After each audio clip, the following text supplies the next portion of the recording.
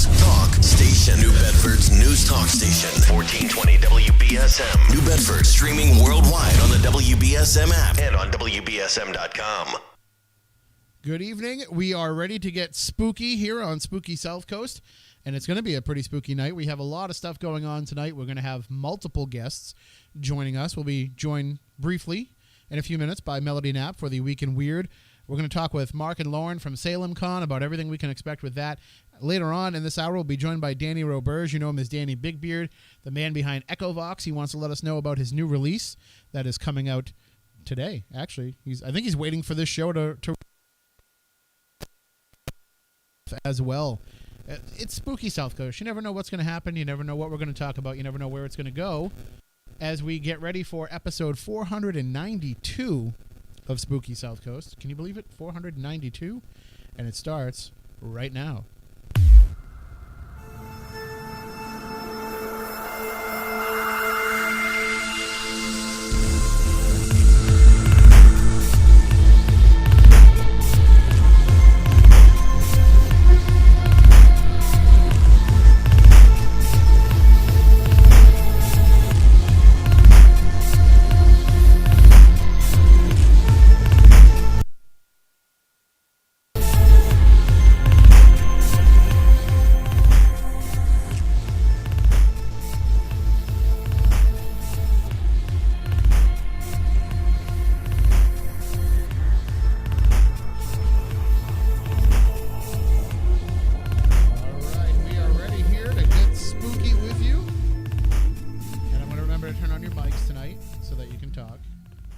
I don't remember what mic Matt's on, but I got Stephanie's mic on, so perfect. That's all that matters. Figure it out from there. And I get these terrible headphones tonight. You do. Everything sounds very tinny and echoey to me. Yeah, this is like the worst pair of headphones I've ever used in my life. But that's all right. I'll fight my way through. It's my fault. I forgot my headphones. Alicia and Christy, they're going to be upset with me. Those are the ones that they gave me for Christmas years ago. Yeah, that's awesome. So that's all right. I think I might go steal the newsroom ones during the news, because anything can be better than what's on your head right now. They look as bad as they sound. Is that what you're telling me? Yes, they do. Well, that's all right. At least you can't see the inside of them. Meanwhile, these headphones are like, think about how bad you're making us look being on your ugly domes. Well, we are getting ready for Salem Con. It's coming up in this month. Now we're in April. So it's going to be a couple weeks away. What's it? I'm 20 trying to days. do the math. Yeah, 20 days. So we'll be there, and Stephanie and I will be there, and there's going to be all kinds of things going on. So we're going to find out about that a little bit later on with Mark Arvila and Lauren Sheridan. They're going to talk with us about what we can expect out of this year's Salem Con, which I hear tell is the last Salem Con. We'll find out the story behind that, though. It'll be my first and last. And then later on, we'll be joined by Danny Roberge. He is the creator of Echovox. I've been checking my phone all day to see when Echovox-X actually drops, but I haven't seen it yet, so I think he's waiting till he comes on the air with us. That'd be awesome. But I know one thing for sure. We are giving away a free copy of Echovox-X. We are. We will be. We'll be giving away a free copy. That's awesome. I think that's a retail value of $19.99. See that? So I think that's what he's charging. I think it's the price of the Echovox 2.0 app. But we'll find out about that from Danny a little bit later on as well. And then we have the entire second hour as well. We had somebody that was going to be joining us, and we don't know for sure if that's definitely the case, but we'll play it by ear. That's all right. I haven't heard back from Chris if it's a for sure or not. But that's we can work around it. But one thing that I did not do is I did not. What didn't you do? You whipped out the phone. What's going on?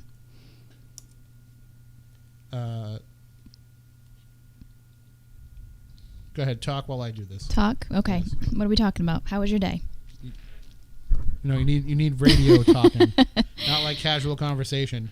I know. We can talk. All right. What do we want to talk about? Who wants to talk to me? Which one of you wants to talk to me? No, I'm done. That's fine. Okay, good. Thanks, Phil. Phil? Because you were filling. Oh. You were filling in for me. No, I was just trying to get Melody. You caught me right off guard in the middle of answering people in our chat room, so I wasn't expecting you to whip out the phone and try to figure out what was going on there. You never know with me exactly what No, I'm going to these whip past out. 2 weeks You never know what I'm going to whip out at any given time. Listen, I'll keep it PG. I'm just trying to connect this way. We're trying to have a little bit better audio quality for the Week in Weird this week. We're working on it. We're seeing what can happen.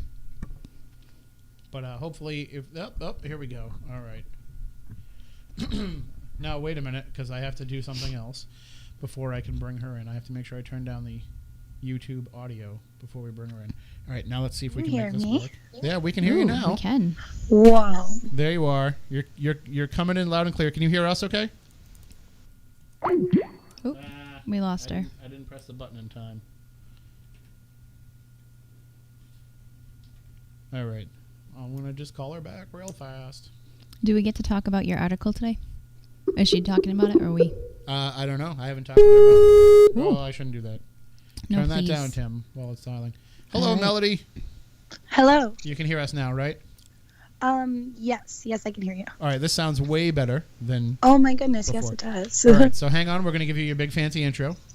Oh yay. All right. Here we go.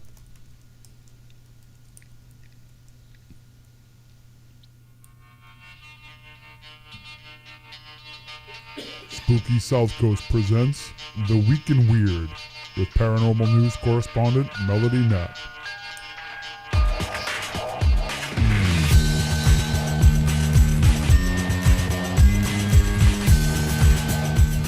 All right, Melody, what do you have for us this week? All right, guys. So my favorite article this week we're going to start off with is, ironically enough, from FoxNews.com. And it is Sasquatch blamed for Idaho crash. I'm sure you all knew I was super stoked to talk about this one. On March 22nd, a 95-year-old resident of the town Tenst crashed into a deer when she says was chased onto the road by a Sasquatch. She was driving along 95 near Potlatch when, as she claims, she saw a shaggy 7 to 8 foot creature running after the deer on the side of the highway. Police found no evidence of the Sasquatch at the scene of the accident, which is not far from Moscow Mountain, which is the location of several alleged Sasquatch, Bigfoot sightings over the years. So, and how old was she again? 95. So, I guess when you get to be that age, you're looking for any excuse. Actually, you don't even need an excuse when you're that age. You can be like, man, Right. I'm 95. I just crashed into something. But, That's exactly what I thought as well, so, And- to and be fair. I think it was Chris that asked this question when he put the story up on I don't know if it was Chris or Matt, but somebody put the story up on our Spooky South Coast Facebook page and asked the question, why hasn't this happened more often? Because Right. if Bigfoot's out there and people are seeing this thing, then why haven't we had other incidents of them running out in the road, like as if they were puckwudgies in Freetown? Well, we have. If you actually look into it, and if anyone actually watches that Finding Bigfoot show, which I may or may not have watched a couple of times, there are plenty of accounts of people seeing it on the side of the road when they're driving by, or chasing an animal, things like that, even driving down the highway. So this is actually a common claim, believe it or not. Well, I don't know. I don't want to jump the gun on your stories, but did you see the story that the WBSM and Spooky South Coast were carrying earlier today? That I don't know. About the Freetown police? About the what? The Freetown police actually had to put up a sign outside the Freetown State Forest warning about puckwudgies crossing. Are you serious? Yes. I'm Oh as, my I'm goodness, as serious as that's I can be on this day. insane. How did you miss that? Oh my goodness. Right. I was sleeping all day today, guys. I cannot believe I missed that. Well, it's up on the Spooky South Coast page of SpookySouthCoast.com if anybody wants to check it out. All right, what else do you have for us? All right. Well, segueing over into a different classical creature, a tiny pygmy was claimed to be captured in a YouTube video that now boasts 3 million views, according to Metro.com. The figure was spotted near Banda Aceh, on the northern tip of the island of Sumatra. Local legends do tell of a lost tribe of pygmies, which are smaller bodied than normal humans, who are supposed to inhabit the forest. That, if you watched the video, it truly, it could be a little kid, you know what I mean? But I Right. love the legends of puckwudgies, especially in weird, old, tribal forests and things like that.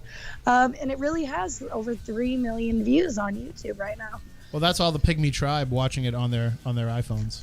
You know it. There's a lot of them. They're smaller, so you can have more of them in one space. Exactly.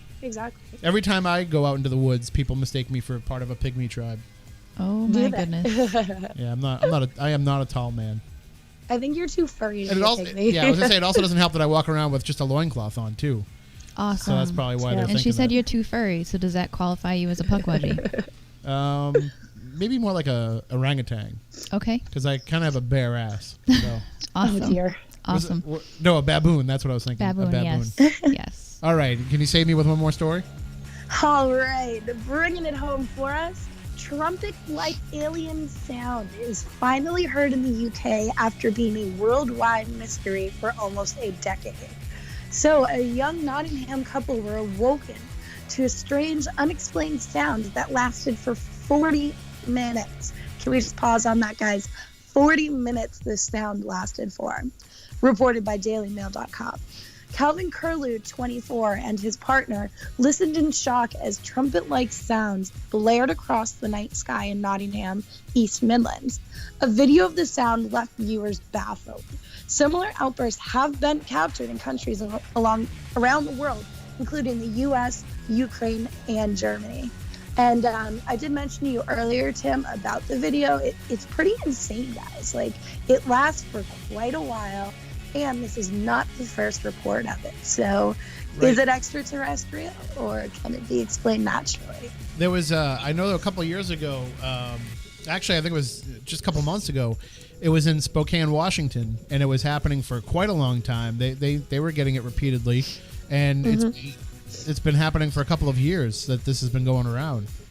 So I don't know if it's some sort of natural phenomena that people are mistaking for the sound of trumpets or what, but there's got to be something behind it. There's got to be some kind of an explanation.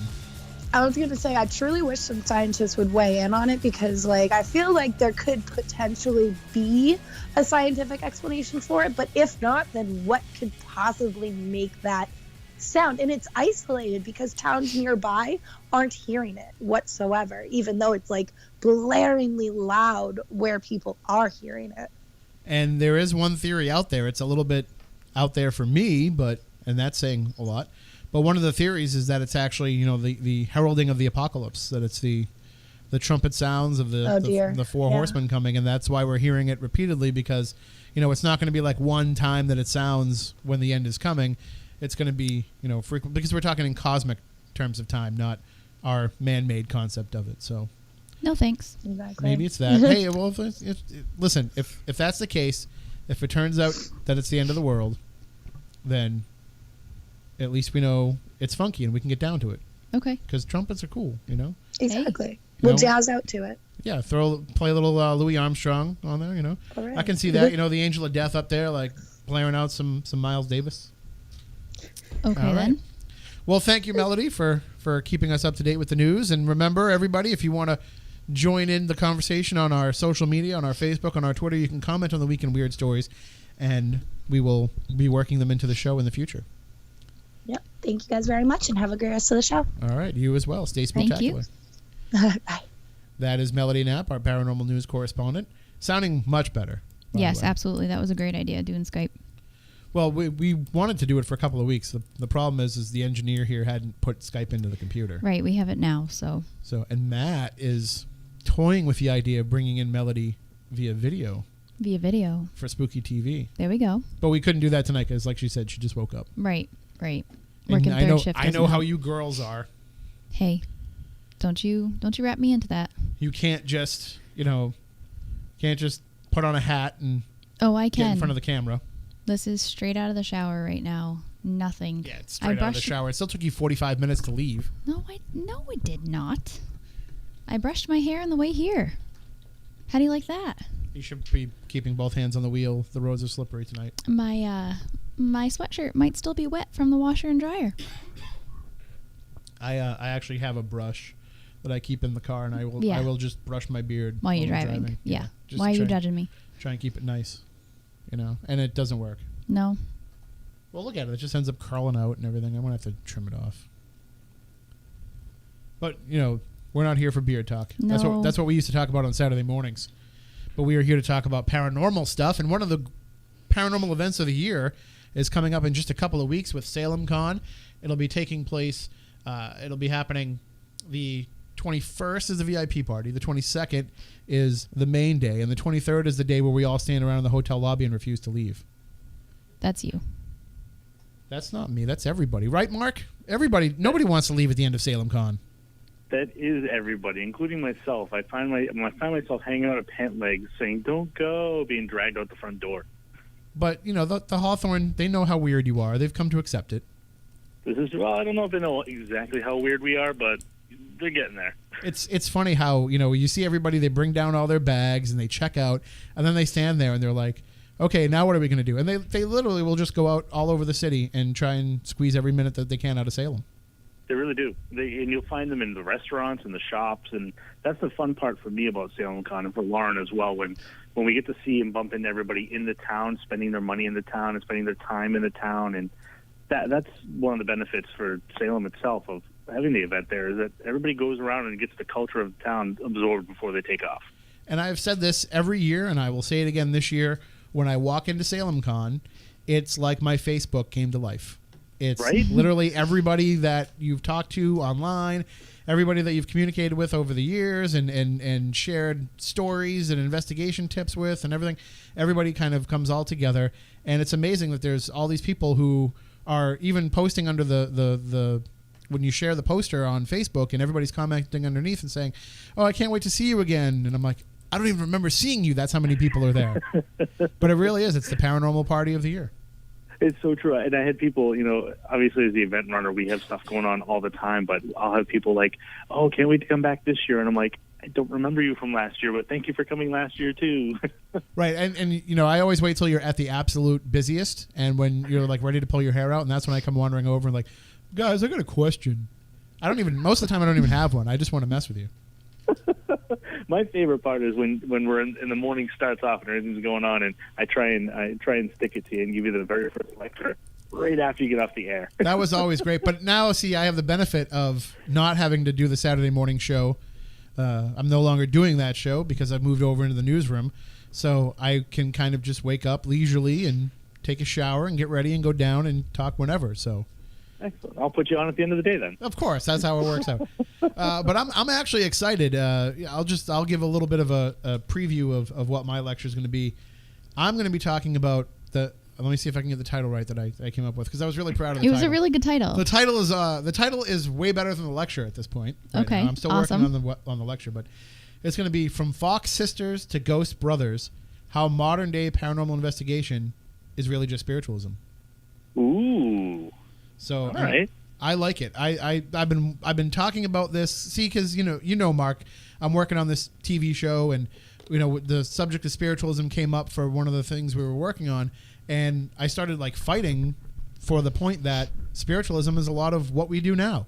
It's just going out there and trying to communicate with spirits. We just have fancier devices than we used to use back then. Right, exactly. And it's funny because you're absolutely right. It is sort of the same thing. It's just evolved now. The term anyway has evolved, where for some reason spiritualism became taboo and almost thought of as something else. So now we have to call it paranormal, even though it's basically the same thing. But for whatever reason, the term spiritualism isn't as accepted. Well, I mean, I think some of the hoaxing kind of hurt it, and I think that's what will end up happening, eventually with the paranormal, is eventually it's going to become diluted, and people will say, "Whoa, that's not real," and it'll just reinvent itself as it always does. Exactly. And I was like you. I was just about to say when you said because of the hoaxing, I'm like, what, you mean that doesn't happen today? We don't see it all the time with the ghost apps and people posting all the time, and it's like, come on, really? And speaking of spiritualism, we have somebody who seems like they've almost been investigating this stuff since those days. Don't tell him I said this. John Zaffis, he's not that old. But he is definitely he's the godfather of the paranormal. That name is very fitting. It is very fitting for John. He's a pretty awesome guy. We've become very good friends with him over the last few years, since SalemCon 1, for crying out loud. And we've been I'm not going to say legend tripping, but we've been adventuring around the Northeast and down into Gettysburg with him. And he's going to be talking on Saturday with Dave Giuliano again. They did a talk last year for the first time together about a little bit about demonology. They're really going to delve into demonology this year. And then afterwards, or before, however we do it, John is going to spend some time with some of his haunted items from his personal collection in his museum. He's bringing them along. He's going to put them on display and tell everybody about them and answer questions. And he doesn't do it often, so it's a pretty big honor for him to do this. That is huge. But I hope he's keeping them in the car overnight. I mean, we have to sleep in the same hotel as these things. We probably will. I doubt he'll keep them in the car. He's done it once before at the Houghton Mansion out in North Adams, and we went in and we investigated the mansion while he was away with some of his stuff in the Masonic Lodge still, and those things were on display. And I'll tell you, I was waiting for anything to happen with those things around while investigating there. It was crazy. And that's going to be, I think, a highlight for a lot of people is getting to see that, and also getting to talk with John about, all of his years of research and working with his aunt and uncle Ed and Lorraine before branching out on his own, and then I think people underestimate what it takes to do what he does. I mean, people look at him and they say, "Oh, it must be great to be able to make a living going around all these conventions and doing all these events and things like that." But this is a guy who, even all these years later, if somebody calls him on a Tuesday night and says, "I need you to come to my house and check something out," he's there. Yeah, absolutely. He really is. And it's funny, Lauren and I got to visit him last year at Christmas time. And it was the first time I had been to John's house, and Lauren had been to John's house. And we pulled up, and on his front lawn, there was a trash bag, like a gray or green trash bag, if you will. We walked over, and we just peeked inside because it was very out of place, sitting on his front lawn. We just peeked inside of it, and there was a doll in there. It was some sort of like a Japanese-looking doll, almost like a geisha. And we peered down inside, and it's like, are you kidding me? He's got something to, people just drop stuff on his front lawn. So we go in and we start chatting with him, and I'm like, what's up with what's on the front lawn? He goes, oh my God, I totally forgot. This woman had called him up the day before, get it out of my house. He drove over, and he will leave it outside to, as part of his binding ritual. And he totally forgot it was on his front lawn. I'm like, your neighbors must love you. I can only imagine. And I remember we had him on. He was one of our first guests 11 years ago. And, he's telling us about how when people would give him items that he felt there was, just too powerful of a vibe or whatever, he would throw them in the river near his house. I'm like, well, that's great. I can only imagine what it must look like. My goodness. Right. There's just this pile of it's like all dammed up now with all these haunted objects that John Zaffis threw in the river. It's like a paranormal beaver. Now they're not haunted anymore once they're in the water. But you've got some other great guests coming too as well. I mean, we've got some familiar faces who have been there from Salem Con's past, but we also have Roz is coming for the first time. We have there's quite a few people that are going to be there that even aren't on the poster yet, just because you can only put so many people on the poster. But even as vendors and as participants, I know Stephanie is coming for the first time this year. She'll be at Salem Con. I believe it's the first time for Stephanie. It will be. Goes the whole I don't remember if you were there last year. I was supposed to be. I keep trying to sneak her into my bag and bringing her up, but she always has something else going on. This is like the first weekend she's been free. Yes. But Stephanie will be there, and I'm not 100% positive. But are you going to be doing any readings or anything with you there, Stephanie? I can, yeah. I wasn't sure. You're more than welcome to. Oh, that's awesome. That's great to hear. Yeah, you're more than welcome to. Absolutely. We don't hold back on that. So if you want to do readings during the day, you're welcome to do readings. Great. We will have Rosalind Bound is coming back. We've got Brian Cano coming back. Scott Grunwald again. Of course, it's not Salem Con without Scott. We have Dave Giuliano. We have Bob Christopher. We have this guy Tim Weisberg. I've heard of him. I don't know. That's what we call the lunch break lecture. People can go get something to eat. We almost didn't bring him back this year, though, because he loves to wear this loincloth all the time. Yeah, so, I heard about that, and I'm really uncomfortable. I'm not sure if my table should be next to his. I was going to ask Scott for a Parahor loincloth, but they don't have those ones yet. They're working on it. Not yet. But it's weird because sometimes he gets this puck wedgie instead of... that was a terrible joke, wasn't it? Yeah, I knew right where you were going with it. I still liked it. What I've loved about Salem Con is the fact that I have... a lot of times when you're being booked for conventions, they will say, we want to have you come and you can give a lecture. And it's kind of, you can just do whatever you want. Or usually it's like they want you to do a lecture that they've seen you do somewhere else. And the great thing about SalemCon is I've always said to Mark and Lauren, I want to do something different. I want to do something that I haven't done before and I haven't talked about, and I want it to be something out there that'll make people think. And they've always said every year, go for it. So, we've never held back with anything. One year we conjured up an actual ghost. We did a Philip experiment that seemed to work. Yeah. And I think this year we're going to have a lot of people kind of scratching their... It's going to be funny when you see people coming down for the lecture and saying, oh, hell no. It's not spiritualism. And then by the end of it, they're like, oh, yeah, I think it is, at least if I do a good lecture.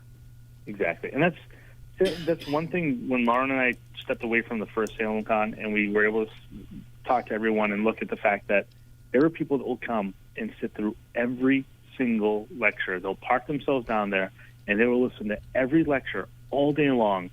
And for us to have somebody doing that, that's very rewarding because it means the people that you have giving their lectures are A, putting something out there that everybody wants to hear, but B, are engaging enough that everyone wants to hear them. And it's hard to get that mix because there's some things that people have that are kind of important to hear, but if you're not engaging enough to grab everybody, then you almost lose your message a little bit. And I know with folks like you, Tim, and having John and everybody we've had speak really captivates everyone. And the lectures are the highlight of the event every single year. And I love that. I love that people are learning.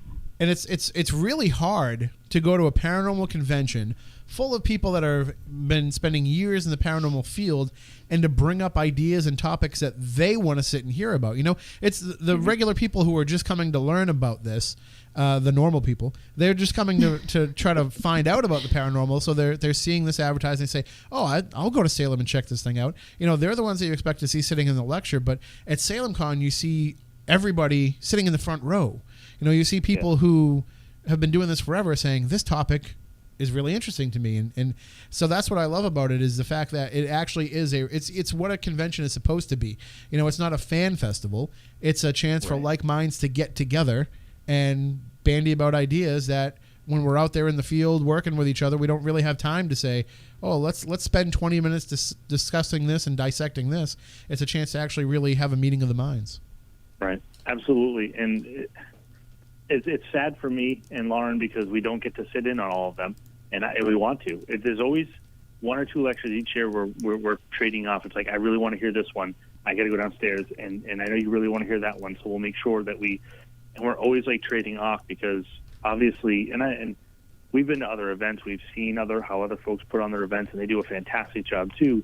And it's so important for us to make sure that not only the guests coming in the door to pay to see everything are having a good time, but that our guests who are our lecturers and our celebrities are having a good time and are taken care of as well. So, just getting to hear parts of the lectures from time to time and see the reaction from people in the crowd and not see people dropping off and walking out the door, that's exactly what you said, sharing those ideas and people actually engaging into them it's so important. And you don't see it every day. Well, one of the things, too, that's great about it is the fact that it's not just coming there and walking around and talking to people at tables. It's not just going and sitting the lectures. There's a variety of different aspects. There's the VIP party where everybody kind of can just hang loose and not really have to worry about, being there for any particular... to absorb any information, just absorb alcohol, which I like. And then you have the Saturday night investigations, all that. And are there still some tickets available for the VIP party and the investigations? So there's, quite honest with you, we did have a few ticket sales today. I'm pretty sure, and I feel confident that right now I can say that the VIP gold ticket level is sold out. So that means the ghost hunt is sold out. We probably still have a few tickets available for the VIP party. But I mean, it's a handful. It's not. It's not going to be this weekend. I don't think after this weekend we'll have any tickets available, except for the conference during the day on Saturday.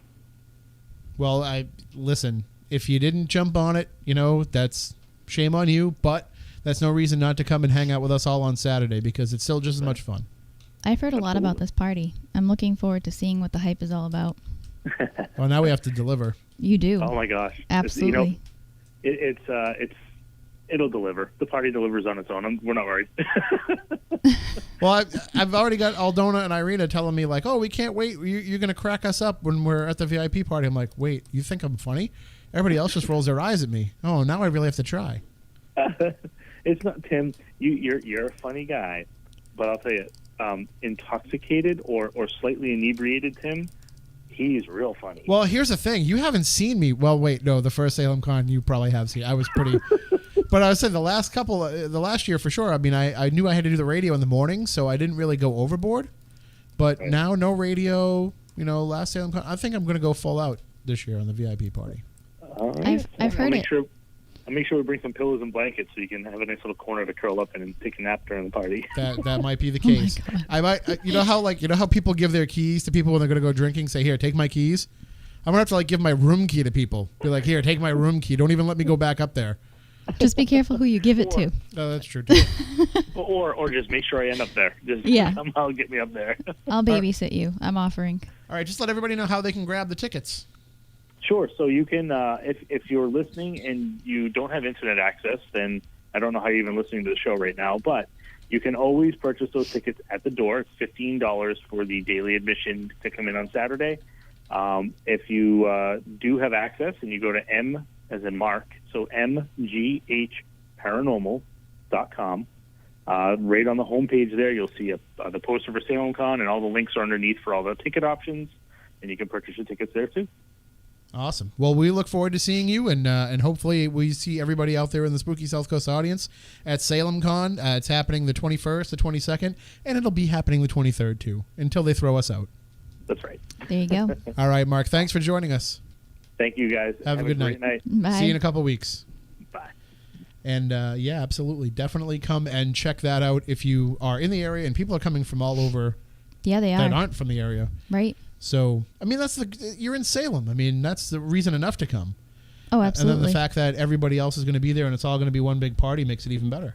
I'm going to have to carve out some time to hit the town because I absolutely love Salem and all the little shops around. Good luck. I know. There's I'm going gonna to be a try. lot going on. Good luck. Well, let's bring on our next guest. You know him as Danny BigBeard. Danny Roberge is joining us because today is a huge day, Danny. Today is a day that people have been waiting for. Hi, guys. How's it going? Good. And yeah, you're right. Yeah, it's a big day. Happy April Fool's Day, but I didn't play any jokes. I think everybody's been thinking that all day. They're like, I don't think this thing's dropping today, man. You don't even know. So many people were so scared, and they're like, where is it? I don't see it on the Play Store. I'm like, server propagation. It takes time. It's the internet. Like, you're in Amsterdam, and you're in California. You guys aren't going to see it yet. And then now everybody sees it, so I'm blowing up. Like, right before I called you, all my digital things are blinking. So it's released now. It's up there. People can start downloading it. Yeah, it's available on the Play Store if you search Echovox-X, or if you just search Echovox or any of my apps, you can click on BigBeard Studios there in the Play Store. It's not on iOS; it's just Android. And what's different about this? Because I mean, I know that you and I have been talking about it but for the audience who I've been telling them for years to start using Echovox, what's different about Echovox-X? Well, you got to test it, so you know the sound is different than regular Echovox and or any of its other incarnations. It runs off of 100 IP radio stations that you can program yourself. They come in a text file, and they're from all over the world, and they're random stations. I actually hired somebody to scour the internet and find me long-running, reliable stations that were like a very eclectic mix. And we picked 100. I had them 500, and we picked 100 at random and put them in there. And but that's just a default list. You can change those. And it's kind of like having 4 ghost boxes in a circle, and you can kind of blend all of them together or use them all at the same time or whatever. So.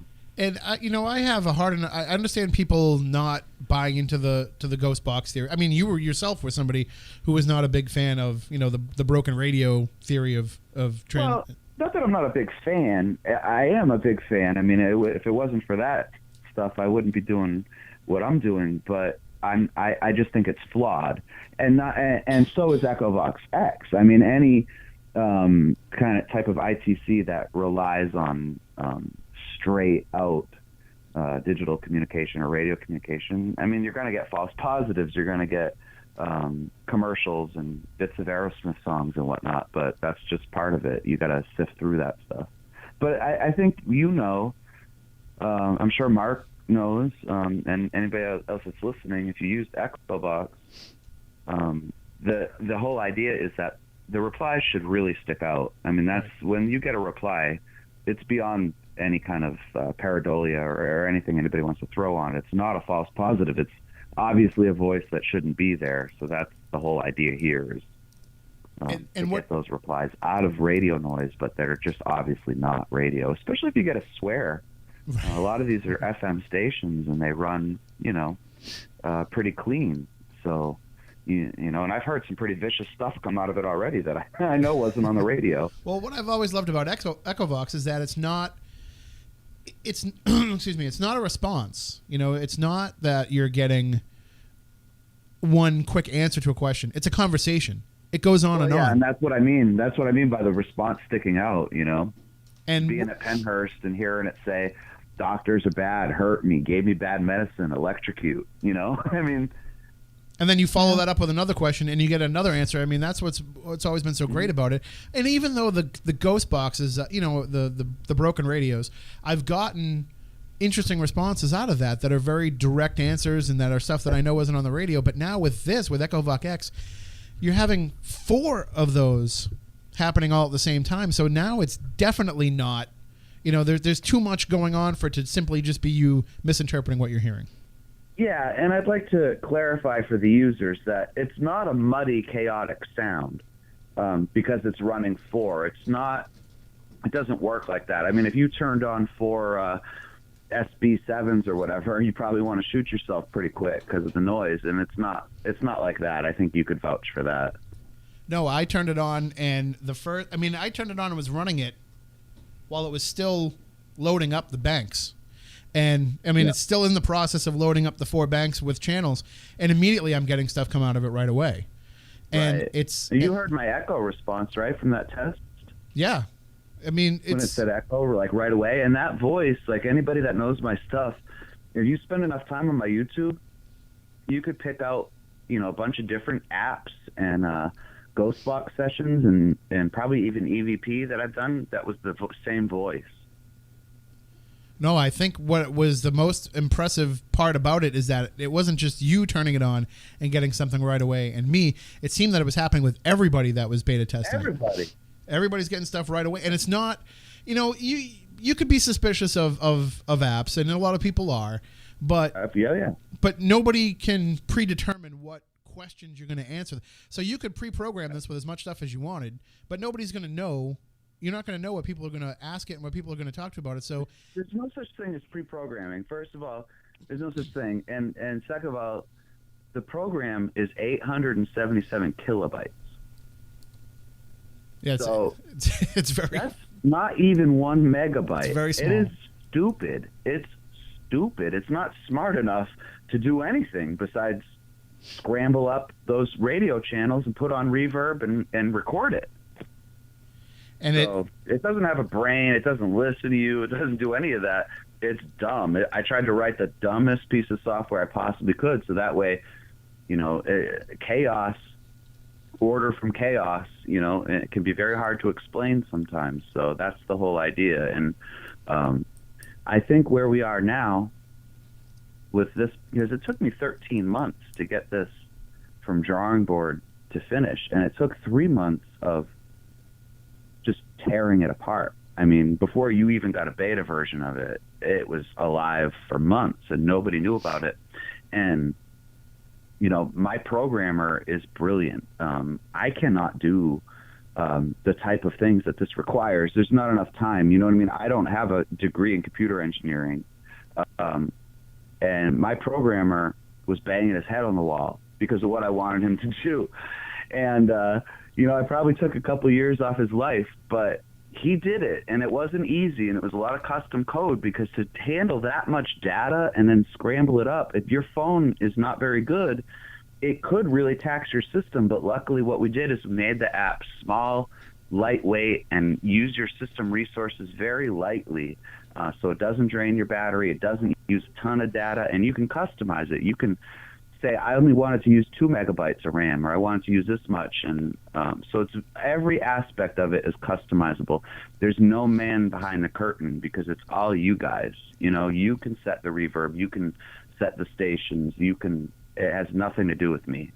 And here I am trying to actually open it up on my tablet so I can show everybody, and stupid me doesn't bother to connect to the Wi-Fi beforehand helps. So that I could actually build the banks. But that's another thing that people have been asking is, we like to turn our phones off and put them in airplane mode so that we don't get any stray signals, and you can still do that with this.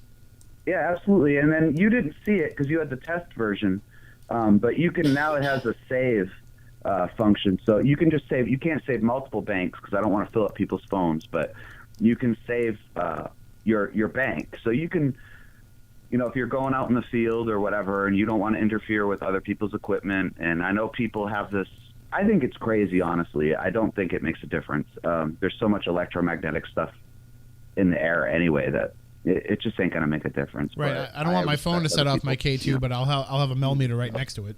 Right. Yeah, so you can download it, save it, and then you can put your phone in airplane mode and go about your merry business. And I can tell you that it works great. That's exactly what I did. I built the banks up, and then I turned it into airplane mode, used it, and then when I said, you know what, I want to try and build some other banks up and see what else happens, and it's just easy. It's easy to go back and forth. Yeah, and the longer you let it run, Tim, it keeps building. If it's connected, the banks never finish. Oh, nice. The banks are eternal, so it's almost like a EVR, constantly listening, Well, I can't wait to actually get out there and use it on an investigation and put it. I can't wait to see what you do. I can tell you, I haven't sent it to you yet, but I just got last night an awesome clip from our last Lizzie Borden investigation with Echovox 3.0 that we were getting direct answers to the questions that we were asking, and it's mind blowing. And I really want to hear it, because I remember talking to what's his name, Cano, like a couple of years ago about going to the Borden house. And I had this whole experiment planned. I think I might have been talking to Mark about it too, but I don't remember. I still kind of want to do it, so we should talk about that sometime. Because it's a really cool experiment. It has to do with Bluetooth and Echovox, and it's weird, but I have to show you in a diagram. But well, we're only 20 minutes away from it, so whenever you want to do it, we can do it. Very cool. All right. Well, listen, this is out now. Go to the App Store, go to the Google Play Store, download it. I highly recommend putting it on your phone, put it on your tablet, whatever you use when you're investigating. You're going to want to definitely bring this along with you. And we're going to be giving one away, right? Yeah. I want you to know I really appreciate your support, and I really appreciate having me on and all that. And it's I'd like the listeners to know that there's no hanky panky behind the scenes. Like, I haven't paid you, and we don't exchange favors or anything like that. No. It's just you believe in my stuff and you use it and you tell other people, and Mark does, and now John Zaffis run around using it, and all the people on TV use it whether they admit it or not. Right. And it's just awesome. So I can't thank you guys enough. And yeah, I'm going to give a copy away to, after our interview's done, the first person that calls whatever that number is that you give out, all they got to do is give you their email address and their first name, and I will, in the next 24 hours, get them a link to download a free copy of Echovox-X. Excellent. Hopefully they enjoy it. But meanwhile, I mean, if you don't get through, just go to the store and download it. It's $19.99, and you're going to use it more than you use the pieces of equipment that you're paying hundreds of dollars for. Absolutely. And some people say, do you have it on iOS? And to be honest with you, iOS does not have a built-in reverb that I can use. The Echo is a little different, and I just like Android. So you can go to Walmart. You're a serious investigator. You're serious about ITC. You can drop $20 or $50 or whatever's in your budget. I mean, I've seen Echovox run on Obama phones. So right, yeah. All right, Danny. Well, thank you for joining us. We look forward to talking to you in a couple of weeks and seeing what kind of results you're getting from this. And I'll send you that file, too. Thank you. Thanks, everybody. Good night. All right, thank you. That is Danny Roberge, the creator of Echovox and now Echovox-X. And if you want a free copy, just be the first caller at 508-996-0500, and we will give away a copy. We'll be right back with more Spooky South Coast coming up in just a few minutes. And on WBSM.com.